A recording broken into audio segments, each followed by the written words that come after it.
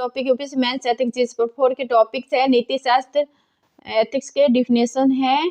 नीति शास्त्र वह नियामक मूलक विज्ञान है जो सामाजिक जीवन व्यतीत करने वाले मानव के इच्छित कर्मों के उचित अनुचित होने का निर्धारण करता है। साथ ही यह उचित या अनुचित के निर्धारण के आधारों या मानदंडों के विवेचन भी करता है ताकि व्यक्तिगत हित एवं सामाजिक हित में सामंजस्य बना रहे तथा सुखद मानवीय जीवन प्राप्त हो सके। नीति शास्त्र का संबंध चाहिए से होता है। ये नीति शास्त्र एथिक्स के एग्जाम्पल्स हैं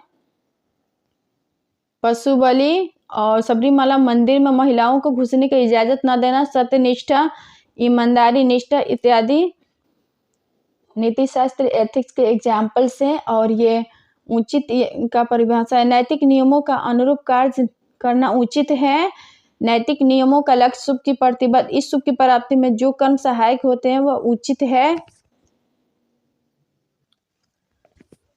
ये अनुचित है। What is unfair? नैतिक नियमों के अनुरूप कार्य नहीं करना अनुचित है। अनुचित कर्मों का लक्ष्य बुरा होता है। इस रूप में अशुभ या बुरा के प्राप्ति में जो कर्म सहायक होते हैं वह अनुचित है। शुभ क्या है? शुभ का शाब्दिक अर्थ है जो लक्ष्य या उद्देश्य की प्राप्ति में सहायक हो। यह 2 प्रकार के होते हैं।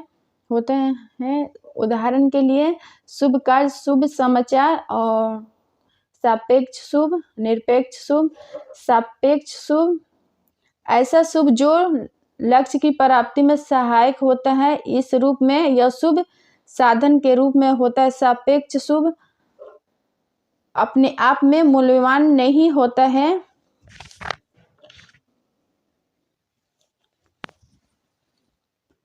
निरपेक्ष शुभ एब्सोल्यूट गुड। निरपेक्ष शुभ अपने आप में शुभ एवं अंतिम लक्ष्य है। यह स्वयं साध है। इसे किसी उच्चतर लक्ष्य की प्राप्ति का साधन नहीं बनाया जा सकता है क्योंकि इससे उच्च कोई दूसरा आदर्श नहीं है। और शुभ की प्राप्ति सुखवादियों के अनुसार जीवन का सर्वोच्च शुभ सुख ही है।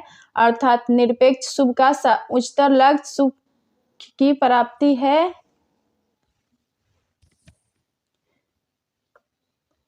अभिक्षामता एप्टीट्यूड किसी भी कार्य के प्रति विशेष रुझान, विशिष्ट योग्यता, विशिष्ट सामर्थ्य, विशिष्ट क्षमता, अभिक्षामता या अभिरुचि कहलाती है। अभिक्षामता किसी व्यक्ति का किसी क्षेत्र विशेष या कार्य में समुचित प्रशिक्षण एवं उपयुक्त मिलन के बाद ज्ञान एवं कुशलता हासिल करने, सीखने, निपुणता विकसित करने की आंतरिक योग्यता, सामर्थ्य या अंतर्निहित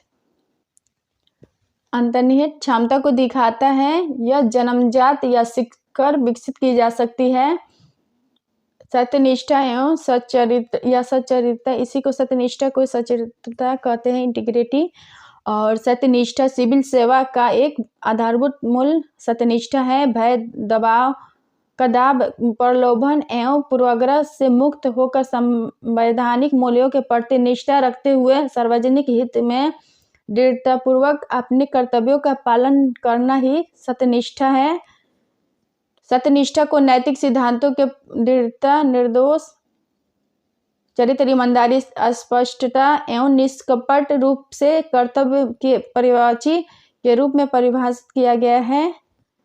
स्वच्छ, निष्पक्ष एवं प्रभावी प्रशासन की स्थापना सत्यनिष्ठा के बिना संभव नहीं है। सत्यनिष्ठा या सच्चरित्रता का विपरीत शब्द भ्रष्टाचार है। ये सत्यनिष्ठा के एग्जाम्पल्स हैं, ये आईएएस ऑफिसर्स सबके एग्जाम्पल्स हैं और बहुत अच्छे अच्छे एग्जाम्पल्स द हिंदू में आते हैं। तो आप लोग द हिंदू फॉलो कीजिएगा लोग एथिक्स के लिए। और बाकी जीएस के टॉपिक भी अच्छे से कवर हो जाता है द हिंदू से।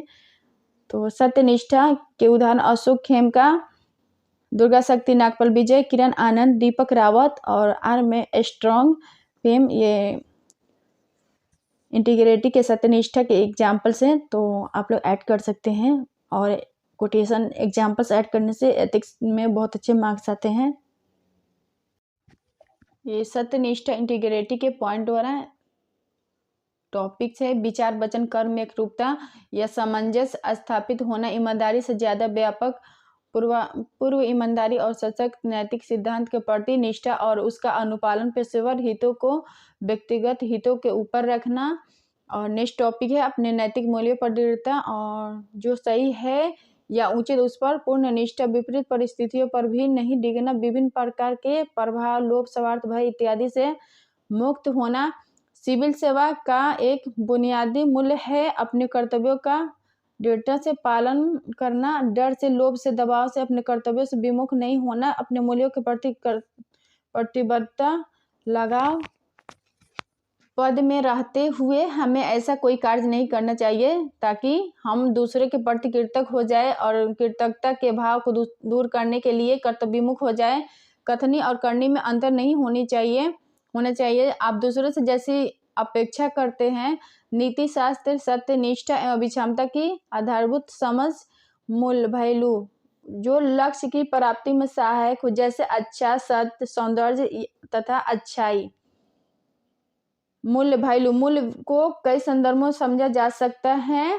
भौतिक मूल्य परिवर्तनीय समय, स्थान के आधार पर बदलता रहता है, जैसे किसी वस्तु की कीमत। और नीति शास्त्रों में हम नैतिक मूल्यों की बात करते हैं। मूल्य किसी भी व्यक्ति का गहरे स्तर पर विचार और आस्था।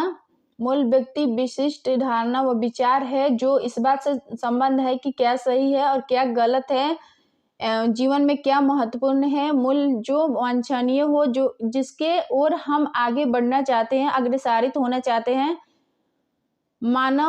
मूल्य मानव जीवन को गरिमापूर्ण बनाते हैं, जो मानव जीवन का मार्गदर्शन करना चाहते हैं। मूल्य उचित एवं अनुचित का निर्धारण करते हैं।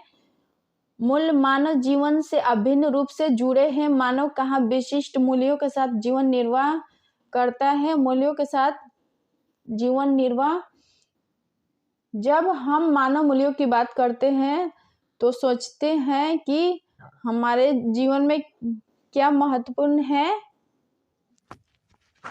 एथिक्स, जीएस पेपर 4, सार्वजनिक सेवा, पब्लिक सर्विस। समाज सेवा क्या है? सोशल सर्विस ऐसा सेवा जिससे समान व्यक्ति का कल्याण एवं हित जुड़ा हो समाज सेवा कहते हैं। ये समाज सेवा का डिफिनेशन हो गया। और ये एग्जाम्पल से जरूरतमंद बच्चों को शिक्षा में मदद, अपने आसपास स्वच्छता रखकर बुजुर्ग जनों के भोजन बनाने, गरीब असहाय रोगियों की सेवा करने आदि।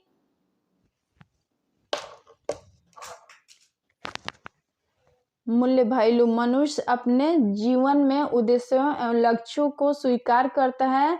इस लक्ष्य की प्राप्ति में जो आदर्श रूप में सहायक है वही मूल्य है। मूल्य जीवन को शुभ एवं गरिमापूर्ण बनाते हैं और व्यक्तिगत एवं चारित्रिक उत्थान में सहायक होते हैं। मूल्य हमारे सोच एवं कार्य के माध्यम से सहायक होते हैं। उदाहरण के लिए जैसे दया, प्रेम, निष्ठा, मित्रता आदि मूल्य के रूप में स्वीकार हैं। इनके आधार पर ही समाज अपने सदस्यों के व्यवहार को निर्देशित करता है। मूल्य मानव सोच, व्यवहार एवं कार्य में मार्गदर्शन के रूप में उत्पन्न होने वाले द्वंद्व के निराकरण के आधार यही मानवीय मूल्य ही है। दूसरे शब्दों में मूल्य वे मानदंड हैं जिनके आधार पर अच्छे, बुरे, वांछित, अवांछित, सही, गलत एवं करणीय, अकरणीय का निर्णय किया जाता है। जब हम मानव मूल्यों की बात करते हैं तो हम यह सोचते हैं कि हमारे जीवन में क्या महत्वपूर्ण है या रखता है, यथा ऐश्वर्य, सफलता, धन, विवेक, स्वतंत्रता आदि। मूल्य सापेक्षिक के अनुसार श्रेणीकृत होते हैं। व्यक्ति कुछ मूल्यों को अधिक और कुछ को अपेक्षाकृत कम महत्व देता है। मूल्यों की यह श्रेणीबद्ध प्रकृति इससे अभिवृत्ति एवं मानकों से भिन्न करते हैं। मूल्यों की जड़ समाज एवं संस्कृति में निहित है। मूल्य, वैल्यू दो प्रकार के होते हैं। साधन मूल्य, फैक्टर वैल्यू, साधन मूल्य, प्रैक्टिकेबल वैल्यू और साधन मूल्य, फैक्टर वैल्यू। साधन मूल्य वे हैं जो उच्च आदर्शों की प्राप्ति में सहायक होते हैं। उदाहरण के लिए स्वास्थ्य के लिए अच्छा भोजन, वस्त्र, मकान, आवश्यक वस्तुएं आदि, क्योंकि यह जीवन रक्षा या जीवन वृद्धि में सहायक होते हैं। चश्मा की महत्ता तभी होती है जब आंखों की इसकी आवश्यकता हो या जरूरत हो। साध्य मूल्य, प्रैक्टिकेबल वैल्यू, जबकि साध्य मूल्य समय मूल्यवान होते हैं। वे किसी लक्ष्य प्राप्ति के साधन नहीं माने जाते हैं। साधन मूल्य अपने परिणामों के कारण मूल्यवान होते हैं। उदाहरण के लिए सत्यशील, सौंदर्य, साहस, मूल्य संकट, क्राइसिस पहलू। हम जानते हैं कि सही क्या है, उसकी सराहना भी करते हैं परंतु उसे अपनाते नहीं। हम जानते हैं कि बुरा क्या है, हम उसकी निंदा भी करते हैं। डॉक्टर सर्वपल्ली राधाकृष्णन जी के हैं। और मूल्य संकट की परिभाषा, डिफिनेशन ऑफ बेसिक क्राइसिस। मूल्य संकट की परिभाषा, ज्ञान होते हुए भी उचित कर्मों का पालन नहीं करना और अनुचित कर्मों का अपनाना मूल्य संकट की स्थिति को दर्शाता है। अंतरात्मा क्या है? कॉन्साइंस, शरीर की वह आंतरिक अमूर्त सत्ता जिसमें भले बुरे का ठीक और स्पष्ट ज्ञान होता है। सेवा, ज्ञान, सर्विस, नॉलेज, निस्वार्थ भाव से परिहित परोपकार, दुखियों की सेवा। अनुशासन, डिसिप्लिन, नियमबद्ध आचरण, नियमों का अनुपालन करना। आंतरिक नैतिक शक्ति, इंटरनल मोरल पावर। अंतःकरण मनुष्य के वह नैतिक शक्ति होती है जो सही और गलत का साक्षात ज्ञान परिणाम पर विचार किए बिना ही प्रदान करती है। यह व्यक्ति को नैतिक पथ पर चलने के लिए प्रोत्साहित करती है, कर्तव्य पालन पर बल देती है, विकट परिस्थितियों में सही रास्ते का मार्गदर्शन करती है।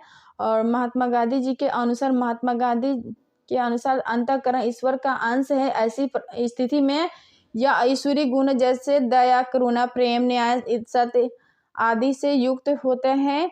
ऐसी परिस्थिति में यदि हम अंतःकरण के अनुसार निर्णय लेते हैं और कार्य करते हैं तो फिर वह उचित होते हैं। प्रशासनिक संदर्भ में जब स्पष्ट नियम, कानून, मानक या दिशा निर्देश न हो तो ऐसी स्थिति में प्रशासन को अपने अंतरात्मा की आवाज के अनुसार काम करना चाहिए। प्रशासन और सुशासन। नैतिक शासन, सरकार क्या है? What is government? सरकार से तात्पर्य उस संगठनात्मक ढांचे से है जिसके माध्यम से किसी राष्ट्र या समाज को शासित किया जाता है। इस रूप में सरकार से तात्पर्य शासन करने के लिए बनाए गए तंत्र के तौर पर है जो शासन करे। शासन, गवर्नेंस और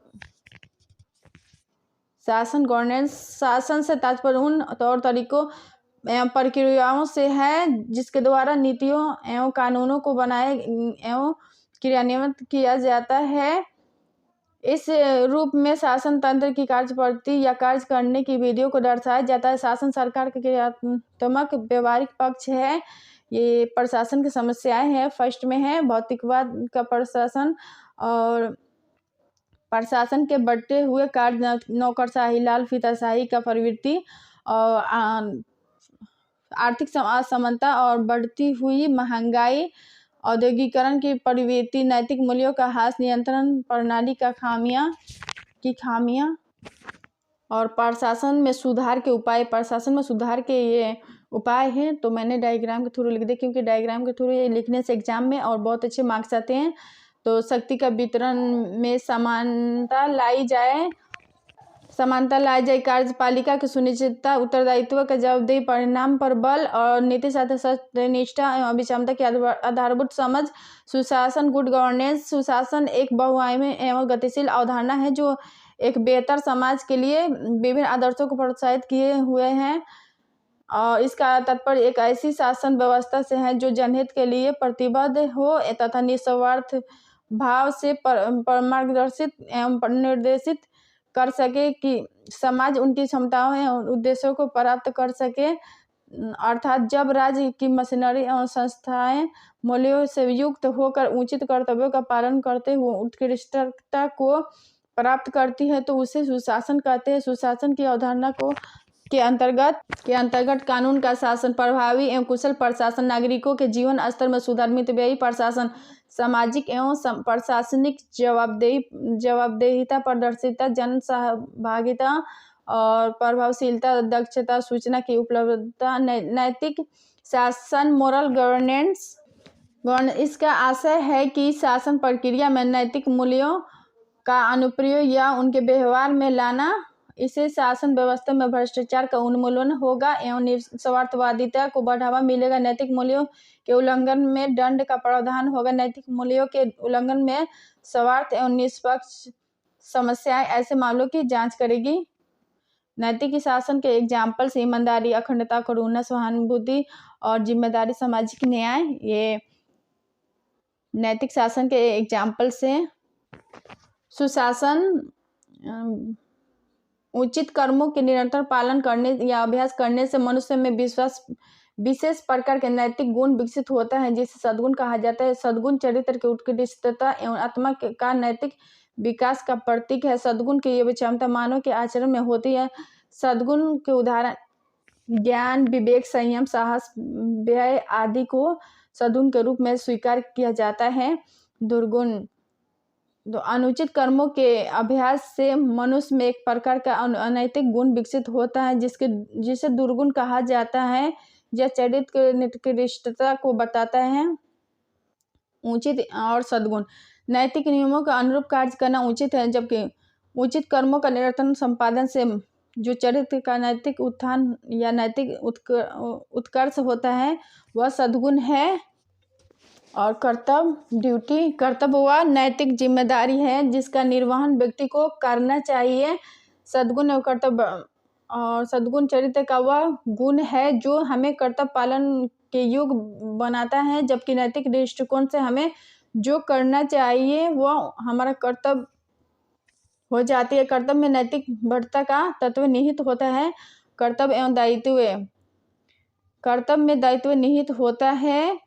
ज्यों ही हमें किसी कर्तव्य का ज्ञान होता है त्यों ही उस कर्तव्य का पालन हमारा दायित्व बन जाता है। एक ऐसी कर्तव्य संस्कृति का विकास हो जहां लोग स्वेच्छा से नैतिक आचरण करें। प्रशासन के अंतर्गत सार्वजनिक या निजी मामलों का प्रबंधन है, जिसमें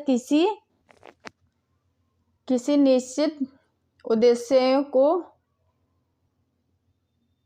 उद्देश्यों को पूरा करने के लिए किया गया सुनिश्चित कार्य, जिसमें योजनाबद्ध व्यवस्था, मानव एवं बौद्धिक संसाधनों का विस्थापन है। अर्थात एक समान लक्ष्य को पूरा करने के लिए लोगों के एक समूह का सामूहिक प्रयास ही प्रशासन है। प्रशासन को दो भागों में बांटा जा सकता है, जैसे लोक प्रशासन पब्लिक एडमिनिस्ट्रेशन और निजी प्रशासन प्राइवेट एडमिनिस्ट्रेशन। लोक प्रशासन पब्लिक एडमिनिस्ट्रेशन लोक प्रशासन सरकारी व्यवस्था से जुड़ा हुआ है। लोक प्रशासन पर राजनीतिक निर्देशन एवं नियंत्रण होता है। इसका उद्देश्य जनता की सेवा करना एवं समुदाय के कल्याण को बढ़ावा देता है। लोक सेवा में काम फैसले एक रूप में कानूनी एवं नियमों से निर्धारित होते हैं, जहां व्यवहार के निरंतरता पर बल प्रदान किया जाता है। निजी प्रशासन प्राइवेट एडमिनिस्ट्रेशन यह गैर सरकारी व्यवस्था है जो व्यावहारिक या व्यापारिक उद्यमों में दिखता है। यह गैर राजनीतिक होता है। इसका उद्देश्य लाभ को अधिकतम बनाना होता है। सामान्यतः यह जनता के प्रति जवाबदेही से मुक्त होता है। निजी प्रशासन भेदभावपूर्ण व्यवहार पर कर सकता है। प्रशासन में लाभ बेनिफिट इन एडमिनिस्ट्रेशन कर्मचारियों और वरिष्ठ नागरिकों का विश्वास प्राप्त हो जाता है। जनता का विश्वास भी प्राप्त हो जाता है और अगर जनता को अधिकारियों पर विश्वास हो तो सामाजिक परिवर्तन तथा अन्य मामलों में उसका सक्रिय सहयोग मिलता है। कल्याणकारी राज्यों में सत्यनिष्ठा रखने वाले लोक सेवकों के उपस्थिति से इस बात पर की गारंटी होती है कि राज्य जिन वर्गों को लाभान्वित करना चाहता है वो लाभ सचमुच उन्हें प्राप्त होंगे। और ये डायग्राम है। इस टॉपिक में आप लोग के एग्जाम्पल्स, डिफिनेशन और टॉपिक्स और डायग्राम, फ्लो चार्ट सब मिलेंगे, तो इसीलिए आप लोग वीडियो देख के नोट्स मेकिंग कर सकते हो। ये प्रशासन के समस्याएं हैं। भौतिकवाद का प्रशासन के बढ़ते हुए कार्य, नौकरशाही और लाल फीताशाही, आर्थिक असमानताओं और बढ़ती हुई महंगाई, औद्योगिकरण की बढ़ती प्रवृत्ति, नैतिक मूल्यों का ह्रास, नियंत्रण प्रणाली की खामियां और ये प्रशासन के सुधार के उपाय हैं। शक्ति के वितरण में समानता लाई जाए, कार्यकाल की सुनिश्चितता और उत्तरदायित्व का जवाबदेही, परिणाम पर बल नीति शास्त्र सत्यनिष्ठा एवं विषमता की समझ है, और ये नीति शास्त्र करुणा इसमें आते हैं, और सहिष्णुता और निष्पक्षता विश्वास ये सब इसमें आते हैं। ये करुणा कंपैशन या अनुकंपा भी कहते हैं, तो आप लोग देख लीजिए लोग, क्योंकि इंग्लिश के मीनिंग ना बहुत ज़्यादा इंपॉर्टेंट हो जाता है, क्योंकि हिंदी के ना लैंग्वेज चेंज कर करके आता है एग्जाम्स में, तो गूगल ट्रांसलेट करके जो बहुत डिफिकल्ट रहता है, तो आप लोग देख लेंगे।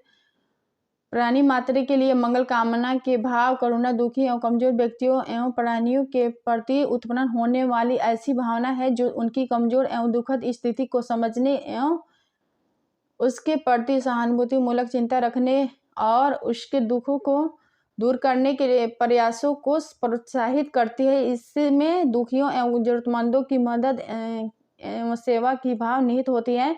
उदाहरण के लिए मदर टेरेसा को अक्सर करुणा के अवतार के रूप में जाना जाता है। तो ये कंपैशन करुणा के एग्जाम्पल्स हैं। करुणा कंपैशन करुणा का शाब्दिक अर्थ है एक साथ पीड़ित होना। ये करुणा के बारे में और जानकारी है तो भाव संज्ञान क्रिया करने की तत्परता निस्वार्थ भाव से स्वाभाविक रूप से दूसरे के दुख दूर करने का भाव होता है। बुद्ध ने भी करुणा को ही नैतिकता का मूल आधार माना है। बुद्ध ने भी उदाहरण के लिए बुद्ध साईं बाबा मदर टेरेसा सिख गुरुद्वारा। करुणा संवेदना कंपैशन करुणा का आशय है प्राणी मात्र के लिए मंगल कामना भाव या करुणा दुखी एवं कमजोर व्यक्तियों या प्राणियों के प्रति उत्पन्न होने वाली ऐसी भावना है जो समझने उनके प्रति सहानुभूति मूलक चिंता रखने और उनके दुखों को दूर करने के प्रयासों को प्रोत्साहित करते हैं। इसमें दुखी जरूरतमंदों की सेवा का भाव एवं मदद निहित है। और करुणा से युक्त व्यक्ति जाति धर्म लिंग भाषा या प्रांत के आधार पर किसी प्रकार का भेदभाव नहीं करता।